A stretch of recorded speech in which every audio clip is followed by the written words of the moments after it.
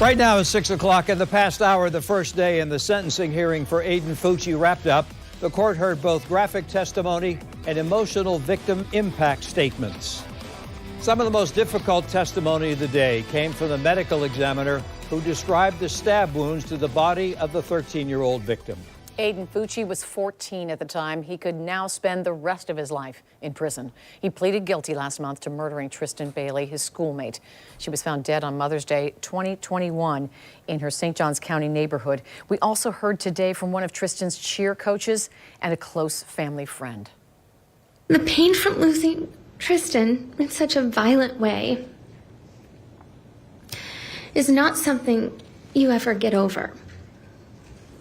It is something heavy that will weigh on my heart every day, and I will carry that pain forever. When I close my eyes, I think about the pain she must have suffered that night, and I wish so very much that I could take that from her. I always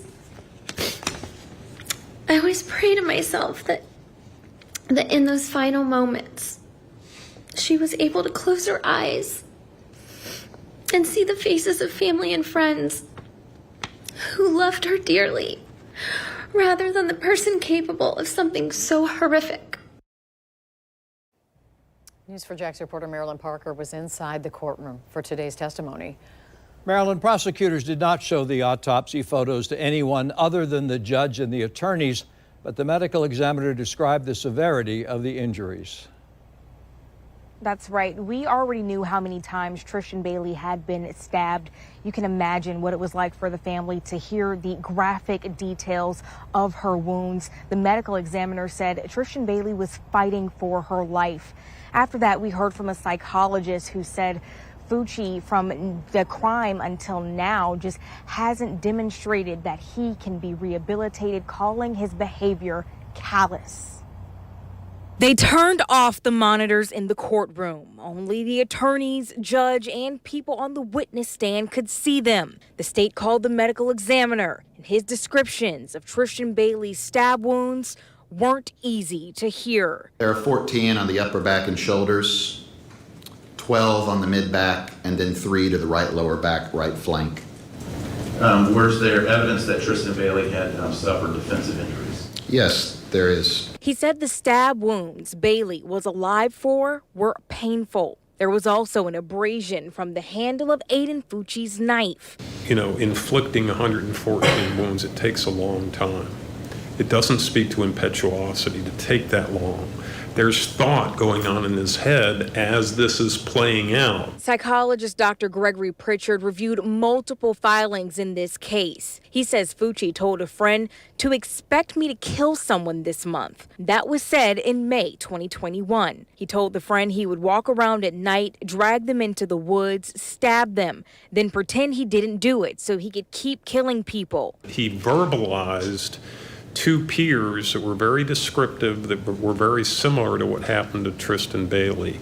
I would say that suggests to me some rehearsal, perhaps some premeditation. The crime itself speaks to that, right? Exactly. Even if you didn't have that premeditation, although I would say clearly he did. Clearly it's there. It's in his head. The defense argued this psychologist didn't do a face-to-face evaluation of Fucci, and in the documents he reviewed, there was no psychology test done on him. They pointed to how maybe Aiden Fucci was depressed and he and his peers showed risky behavior. But the psychologist still gave an opinion, saying Fucci is a unique person in a bad way. I don't see him as a good candidate for prognosis. He's not demonstrating what I would like to see clinically to say, yeah, we have some hope for this guy getting better. In cross-examination of the psychologist, the defense pointed out again he did not do a face-to-face evaluation of Fucci and that he does not know what his IQ or his persona is like on today. And following up after that with those victim impact statements, the mother of a close friend of Tristan Bailey said that anything less than life in prison would be an insult. But remember, they're not convincing a jury here. It all goes to the judge. We're going to hear more of those victim impact statements tomorrow morning starting at 9, and then the defense will pick up starting to call their witnesses. We're live at the St. Johns County Courthouse tonight. Marilyn Parker, Channel 4, the local station. Marilyn, thank you. The Bailey family was in court today, as they have been through the entire process. They were wearing teal, Tristan's favorite color. Today, they also posted this statement on the Tristan Bailey Strong Facebook page that reads, "Sentencing, there are no words."